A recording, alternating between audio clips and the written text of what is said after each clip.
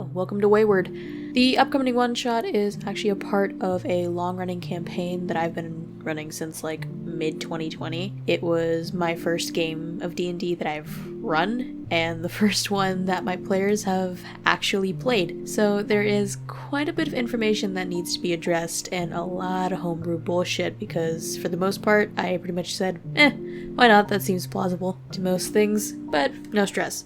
I'm gonna make it short, easy, simple to digest, and give you basically the bare bones of information that you'll probably need about the idiots in the campaign, aka the people that I love the most. Let's start off with, well, the players.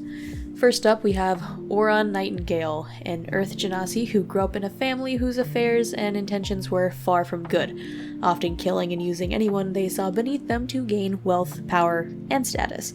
His family often had servants that were honestly orphaned children, which who hasn't done that? You know, leaving a deep-seated worry and fear in Oron of kids as he grew older, especially after he came across the murdered remains of a childhood best friend by his father's hand.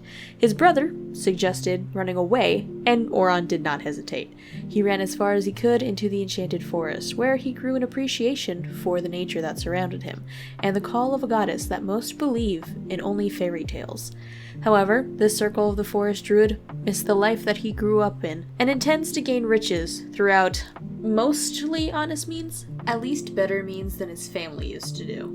Next, we have Dr. Hecka Valentine, an Aarakocran that was growing up in Avian City, which honestly was no easy feat. He went to school to practice medicine ever since his mother contracted an unknown disease in the world. However, that schooling was halted by a war that broke out between the Aarakocran and the Tabaxi. His brother, Luther, a great general in that war, was actually killed in action, and once the war had ended, Hecka finished his schooling. His father was a judge in the city, and just as judgmental of his children after Hecka's mother died. Hecka's siblings all dispersed out to their own ventures. Oz, his sister, went to stay with monks in the mountain ranges near their home. Winda went on their own to own their own inn. Hecka's youngest sibling, Mavis, was taken in by their grandmother Laverge in the Dwarven Mountains and started practicing music.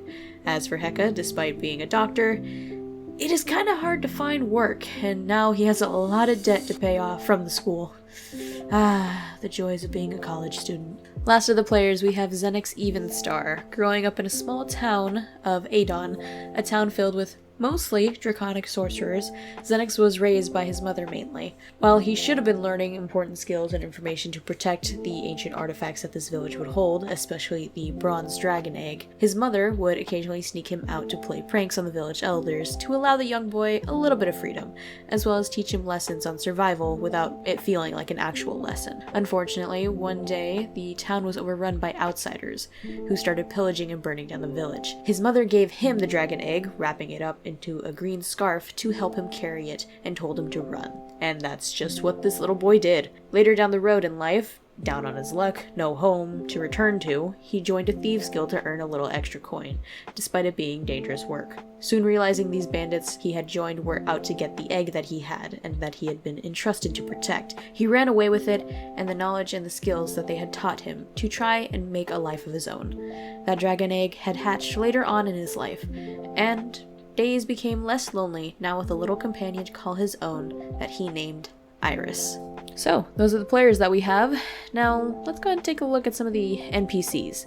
We got Valeria, a dragonborn who was originally from an area known as Malir, a land of dragons, dragonborns, kobolds, and draconic sorcerers. Since, in order to be a draconic sorcerer or dragonborn in the world that I had made, your dad or your mom would need to be a dragon, and or your great-great whatever was supposed to be.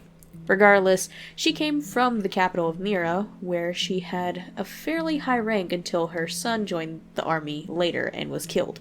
She was so grief-stricken that she decided to leave and decided to take another career path, one that was a life full of music. So basically, she was a soldier turned into a hippie and is now a bard. Next, we have Adala Salvatore, a high elf from the Kingdom of Dale, originally living on the farms that were in the city with her family and constantly being told that she was not going to amount to much and end up staying on the farm pretty much for the rest of her life by her family. She said, fuck that, and started working for the royal family as a guard. Then she rose above the ranks to be the highest ranking officer in the royal guard, gaining eyes from the king's son, Day. The royal family saw her as a good leader and thus wanted to make her a queen. However, there was a slight issue. Day was not entirely the straightest pencil in the pack, and was often pining for Adala's brother than he would pine after her. Things worked out in the end. After all, they did have a plan to basically have a quote-unquote wedding instead of an actual wedding, and just indoctrinate her in as a queen. And lastly, we have Iris, the little bronze dragon. She is a sweetheart, a baby, and if she got hurt, we would all die for her. With all that out of the way, let's go ahead and see what's happened in the journey so far. Our crew all met up in the tavern for the first time to meet Valeria for a job. The job was to deliver a little tiefling girl by the name of Dell back home to her family. Valeria left to do some other work, while Adala was going to be their guide through the mountain passes. The little girl got home, and the crew left for another job later on to a city to figure out what evil was plaguing it. Spoiler alert, if you have seen Sweeney Todd, bad shit has happened in the bakery. Slowly but surely, the crew is simping after Adala, especially Xenix, who has basically a puppy dog crush on her. They found Valeria again and a fairly dangerous artifact that originated from Valeria's hometown, along with stealing something known as a wish ring in a shop that honestly the jeweler pretty much just thought it was a myth and thought he was just making up the story to sell the ring to make it more expensive. They headed to Dale because Adala had some business there to attend to. Little did they know that business was her getting married to the king of Dale, so the kingdom would have a queen. After finding this out, a heartbroken Xenix and a distraught Wayward crew left for Mira to throw the orb into the volcano to destroy it. Adala eventually caught up to them and explained that she only got married due to the royals wanting to protect their status, and since Day had been more fond of her brother, and she's also been friends with him for years now, they got married in front of the people, when in reality she was basically just indoctrined as the queen and isn't actually married to him. All things are good, and they threw the artifact into the dormant volcano to destroy it. But doing so woke up the volcano, and so they hightailed it out of there. Most of Mira was caught in the eruption. However, most of the people got out. The only ones that honestly didn't were the humans and the kobolds in the cave, so no harm, no foul. Filled with guilt, Oron, Heka, and Xenix, however, decided to use the wish ring to try and fix it. Now, this wish ring only really has two stipulations. You cannot wish to change things that have happened, and cannot wish to change things that have yet to happen. Basically, nothing altering the past, and nothing trying to make a specific outcome in the future. So, what did the Wayward Sons wish for? They wished that when the people made the city, they made it to the right of the volcano instead of on the volcano, so it wouldn't be caught in the blast. The morning after, they realized their wish had worked, but Adala and Valeria were nowhere to be found. They went to Mira to look for them. They found Valeria, but she had no memory of them. Their world had changed. With their second wish, they had wished for this world's Adala and Valeria to regain the memories of their previous worlds. Now they have met up with the girls once more and are in Dale once again, and have realized that the world is completely different from the previous one. The gods that they have once knew have changed to new gods, and they have accidentally introduced another one to the roster, a chaos god known as Harlow. Harlow, as a kind of thanks for creating him, has invited them to his carnival and took the wish ring to make sure they go. And this brings us to present day and the madness you will be experiencing this Friday. Join us for this one-shot adventure using the Freak Show collection by Ramley Farr and Jeff C. Stevens. Apologies if I'm not saying either of those names correctly.